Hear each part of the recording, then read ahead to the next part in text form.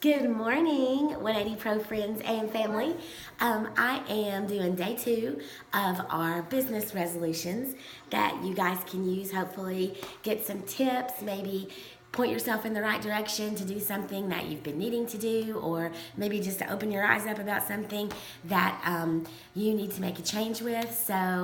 So this is number 2, and again, I'm at home. I'm doing this early in the morning so I can get it all up and stuff for you.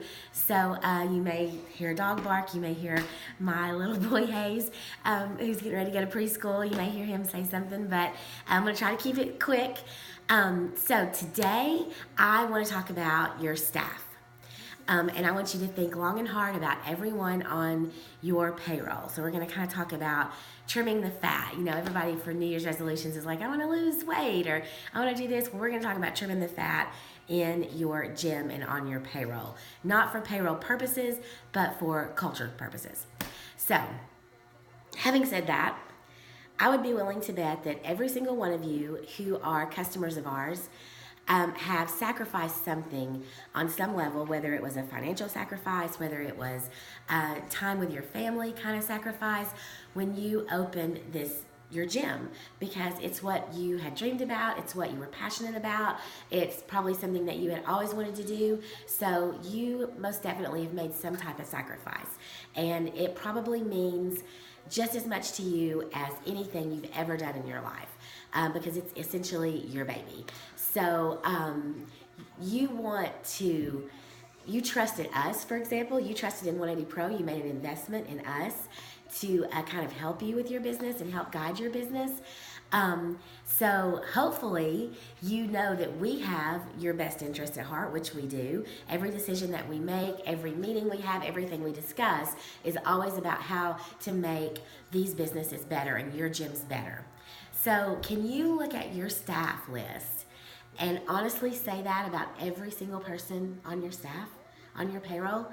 Is every single person that you pay every week or 2 weeks, do they have your gym's best interest at heart? Now, I'm not saying it's wrong to not have your own best interest, because of course you should have you want to make a good living and you want to do good at your job, you want to be a good employee, but there's a lot of people out there, and I call them talented terrors. Some of you may have gone to my sessions at Varsity U this past summer that I did on that. But there are a lot of people out there that are only in it for themselves. And we are in a very specific skill set based business. And you know, really our business is, it's just not like any other. Number one, we're not corporately structured. Everyone's individually owned by different people. You have different mindsets, different morals, different cultures, values, everything. So there's really no like black and white or a rule book to go by like bigger corporations.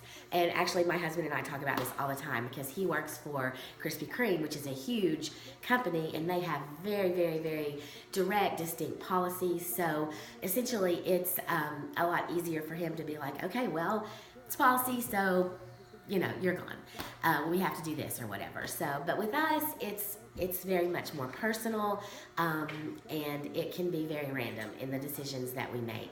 So, staying on track, you know, with the staff thing, if there are people that you're currently paying and trusting in that are maybe just only wanting to coach your highest level team and come in before practice and just do private lessons, you know, those are not the type of people that you want to keep around, and they're definitely not the type of people that you want to put on display as your key main person, because other staff members that you have are going to naturally follow suit there. They're going to think, well, if so-and-so can come in and make a high hourly rate and do whatever he or she wants, then that's the level that I want to get to. Like, that's what I want to aspire to, is it to be all about me.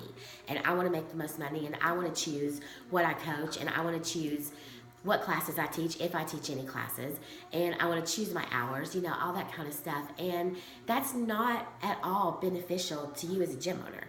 So what I'm suggesting you do today is take a long, hard look at who you have and think about, does this person ever go out and try to drum up more business for me. Now, I'm not talking about does this person go and find somebody to replace an injured athlete on their level 5 team or on whatever team that they're coaching, because that's all about them.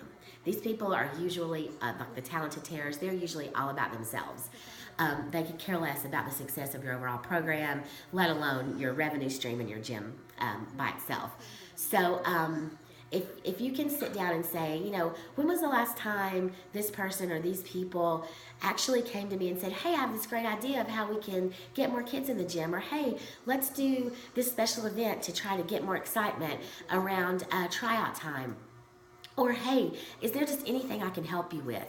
I want to learn more about your business. What can I do to learn more and to help you? I have extra time during the day. What can I do?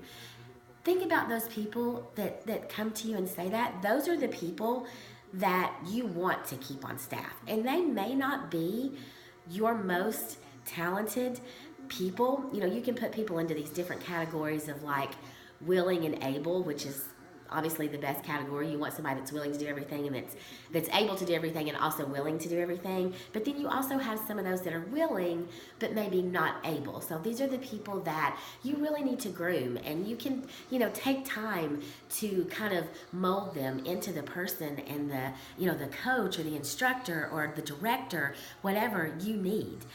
It's these people that are sucking your payroll down, that are demanding the highest hourly rate or the highest salary, and they're doing the absolute least for you.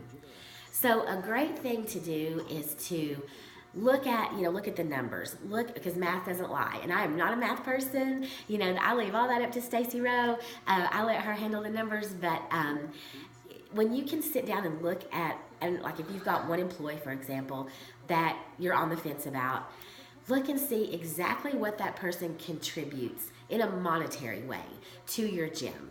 So if they're just coaching your highest level team and they're doing private lessons and keeping 100% or a biggest percentage of the money and doing nothing else to help you, but maybe the other things they're doing are they're causing parent problems because they won't communicate with parents. They're causing the staff to have issues because they're hard to work with on the floor.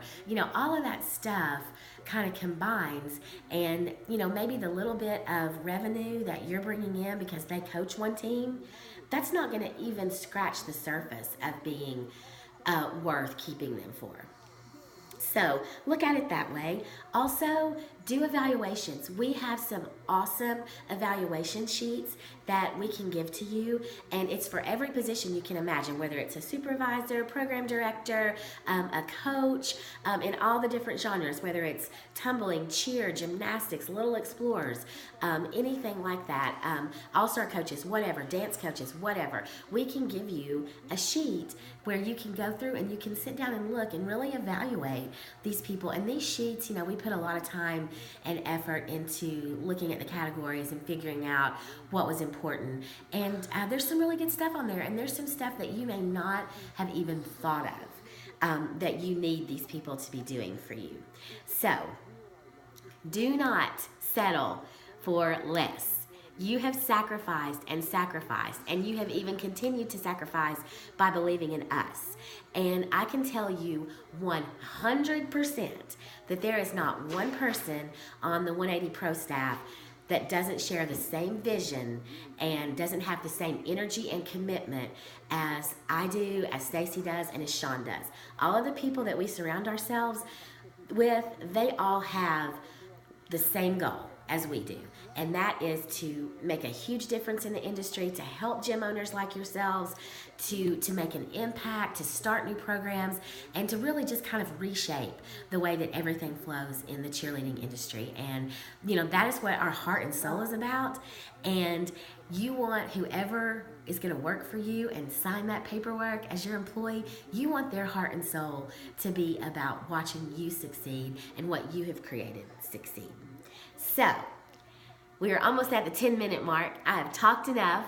I hope that I gave you some motivation to sit down and look and do a little soul searching and a little payroll searching.